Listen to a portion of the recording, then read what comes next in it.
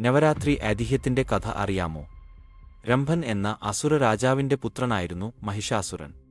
രംഭാസുരൻ ശാപഫലത്താൽ മഹിഷം ആയിത്തീർന്ന ശ്യാമള എന്ന രാജകുമാരിയിൽ ഉണ്ടായ പുത്രനായിരുന്നു മഹിഷാസുരൻ. മഹിഷാസുരൻ അതീവ ബലവാനായിരുന്നു.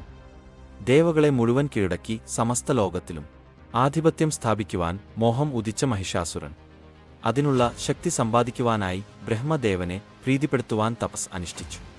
സംവത്സരങ്ങൾ നീണ്ട തപസ്സിന് ഒടുവിൽ ബ്രഹ്മാവ് പ്രത്യക്ഷപ്പെട്ടു.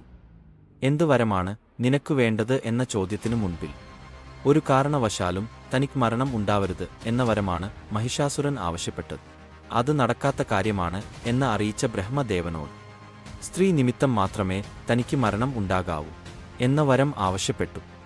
സ്ത്രീകൾ പുരുഷന്മാരോളം ശക്തർ അല്ലാത്തതിനാൽ സ്ത്രീ നിമിത്തം തനിക്ക് മരണം ഉണ്ടാകുവാൻ യാതൊരു സാധ്യതയും ഇല്ല എന്ന് മഹിഷാസുരൻ കണക്കാക്കി.